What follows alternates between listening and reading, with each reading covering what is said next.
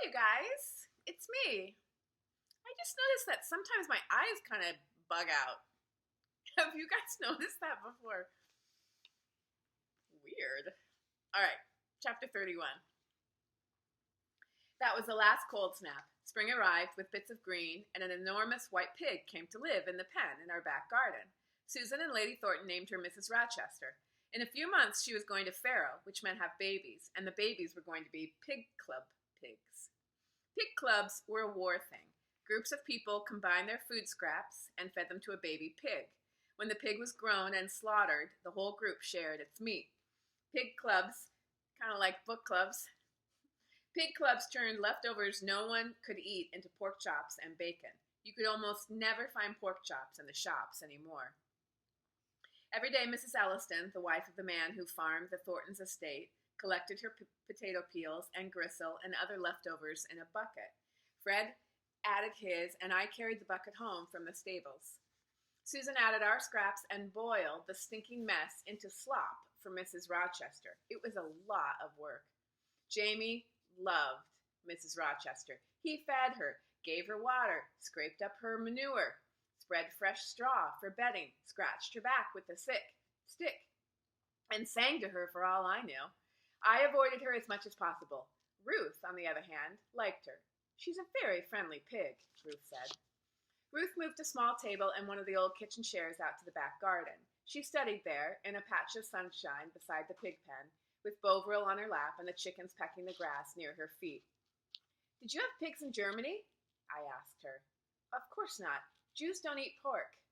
Oh, I meant for a pet, I said, not to eat them. She looked up. No one keeps pigs for a pet. We had horses and a dog. That's all. How many horses? 3, one each for my father, my mother, and me. She scratched behind Bovril's ears. The cat kneaded its claws into her leg. She didn't mind. When I was very small, I had a gray pony named Schneeflock, which means snowflake. When I outgrew him, we gave him to my younger cousins. What are cousins? I reached for Penelope. She scuttled away. My mother's brother's children, Ruth said. If you have a child one day and Jamie has a child, they will be cousins. It was irritating that Ruth knew English words. I didn't. I said so. I started learning English in school, she replied. The rest I learned fast at the internment camp. I worked hard. I knew I needed to be fluent to go to university. Why do you care about university? I want to be like my father, Ruth said. My father had worked on the docks. All the fathers I grew up with did. Where are your cousins now? You're asking a lot of questions, Ruth said. I didn't respond. She sighed. They're still in Germany, she said. My mother's father and brother were both cavalrymen in the German army. My uncle fought for Germany in the First World War, so he feels safe in Germany, even though he's Jewish. He thinks other Germans will respect his service to the country. He's fighting against us? Well, he's not fighting anymore, Ruth said. He's too old to fight now. But he fought against us before? Yes, Ruth said. He's a good German. You can't blame him for that. Well, of course I could. Germans were the enemy. Every time I was about to forget that, Ruth reminded me. Ruth shook her head. I know it's very difficult to get mail from Germany right now. Still nothing from your grandmother? Nothing from any of them. Maggie came home for the 2 weeks surrounding Easter. The first night back, we stayed awake late in our bedroom. I'm worried about Jonathan, and I'm worried about Mom, and I'm lonely, and I want to be home. You're here. It isn't fair. She whispered to me across the space between our beds. We'd let the blackout down, and moonlight streamed through the window. I really hate school. I didn't used to, but I do now. I told Maggie about Ruth's grandmother. I said, Jamie and I must have had a grandmother, too. Well, of course, said Maggie. 2 of them. I shivered. Perhaps my grandmothers had been as nasty as my mother. Perhaps it was lucky I couldn't remember them. It's too bad you don't have anything from your home in London, Maggie said. Your mother must have left some things behind. Maggie loved me, but she could never understand what my life in London had been like. Only Stephen White and Jamie had known. I didn't hear from Stephen, and I hoped Jamie had forgotten. My family didn't have anything extra, I said. Photographs or books or anything like that. I stuck my right foot out of the bed covers. I have this scar. That's how I remember my mother. Susan gave you that scar, not your mother. It's a good scar. I suppose, I said. You've got other scars, though, too, don't you? Maggie rolled onto her back. I could see her hands clasp the edge of her bed sheets. Everyone does. Invisible ones. I took a deep breath. In, out. I thought of being up in the steeple where it hurt to breathe. I could not really imagine Maggie having scars. She kept talking. So you understand what it's like at school, everyone afraid, and all the news of people dying. That wretched telegraph boy bicycling up the drive. Ruth was even quieter around Maggie than she was around me. Does she ever talk? Maggie asked. I shrugged. Sometimes. Not really. Jamie said, she talks to me when you two go ride. Susan said the Friday before Easter was called Good Friday. It was a special day to remember Jesus dying on the cross. But this year, she said that morning, it also happens to be a special day for Ruth. It's the first day of a Jewish holiday called Passover. Before dinner, Susan poured salt water into several small bowls. She had Maggie set one next to each of our plates. She handed me several sprigs of parsley. Put one beside each bowl, she said. Where'd you get the parsley? We'd started planting our garden, but the only things sprouting so far were radishes and lettuce. Mrs. Ellison had some wintering over in her cold frame, Susan said. She opened a bottle of Lady Thornton's wine, something she rarely did, and poured a small amount into a glass set by every place. It's not much, but at least Ruth will know we are thinking of her. When Ruth saw the table with the wine and the parsley, her hands flew to her mouth, her eyes filled with tears. Oh, thank you, she said. I don't know how to do a real Seder, said Susan. Ruth said, but you knew it was Passover.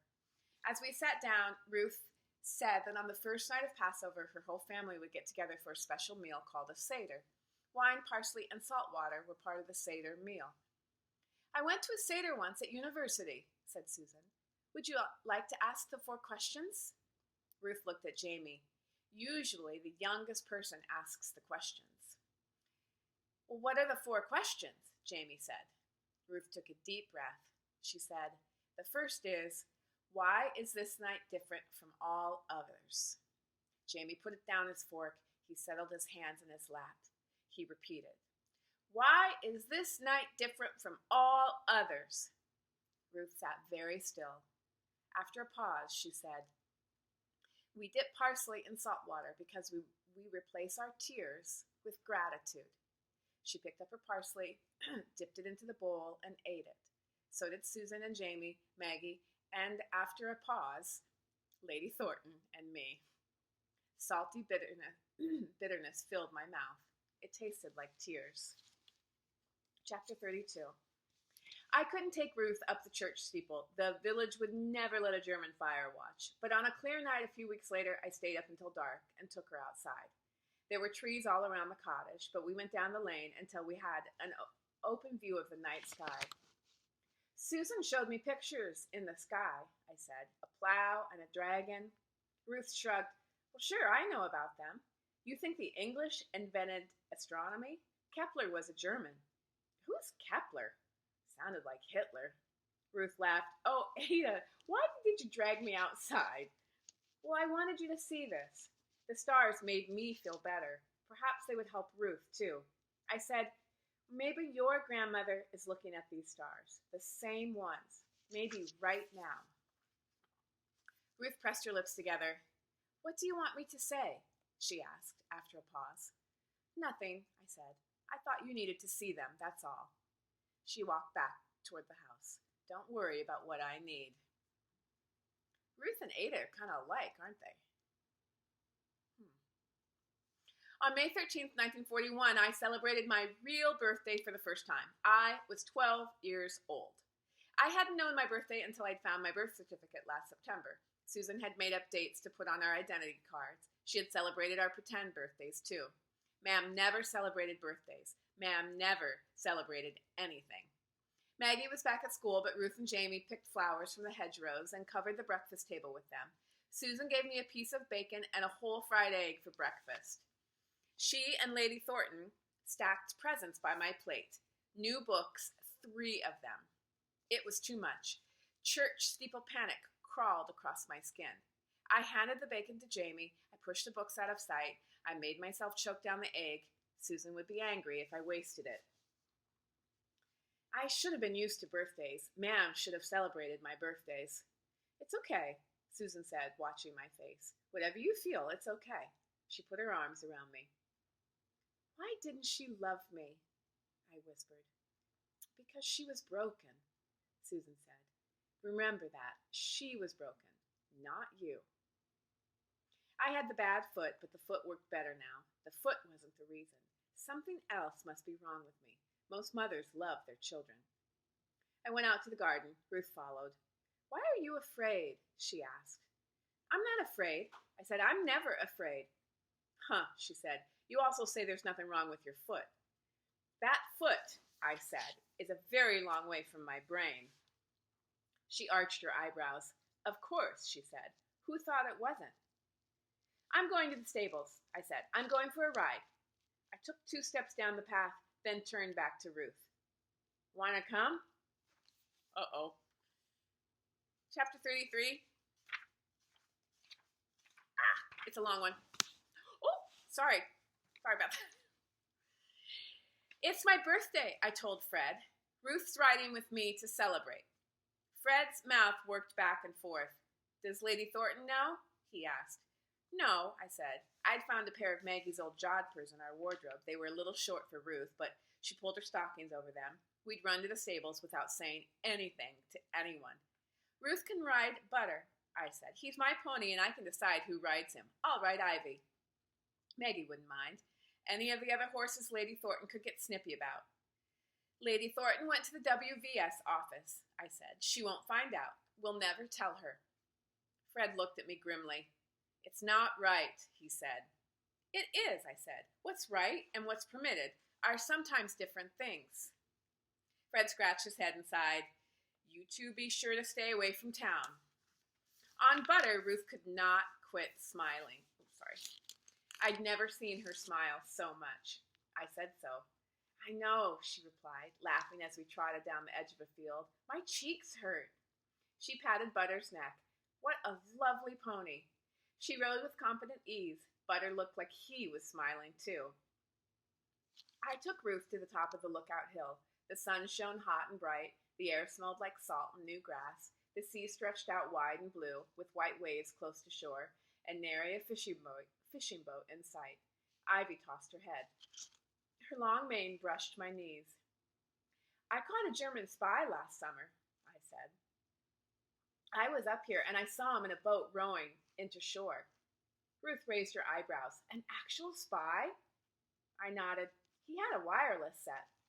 Well, you can rest assured that I am not a spy. I do not have a wireless set. I know, I said. Jamie searched your things when you first came. Ruth looked angry for a second, then burst out laughing. That's terrible, she said. You are horrible children. It seemed funny out in the sunshine. We turned the ponies. Ivy began to bounce. Want to gallop, I said. We usually gallop down. Please. Ruth shot Butter forward. I followed on her heels. I showed Ruth the beach where my spy had landed. We skirted the village, then took a long route through land Maggie's family owned. Most of the pastures were planted in crops now. Lady Thornton said Mr. Ellison had doubled how many acres he'd put under plow. The government told Mr. Ellison exactly what to grow. Potatoes, Swedes, and flax, I told Ruth. Ruth frowned. I don't know flax. What's that taste like?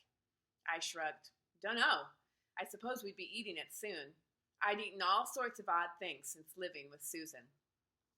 We circled a copse of trees and came upon a tractor stopped at the edge of the field. One of the land girls was fiddling with something under its bonnet. The bonnet wouldn't stay up. It kept slamming onto her elbow. Oi, help me, can't you? The land girl said. I jumped down and gave Ivy's reins to Ruth. Hold the edge of the blasted bonnet, said the girl. It's not hard to fix. I just need a minute. The land girl was barely older than Ruth. She wore a green shirt and rubber boots and pants that had been cut off, short and ragged, above the knee. She banged the engine with a spanner. There, that should do it. She nodded to me and I dropped the bonnet. It clanged. Now to get the blasted thing restarted.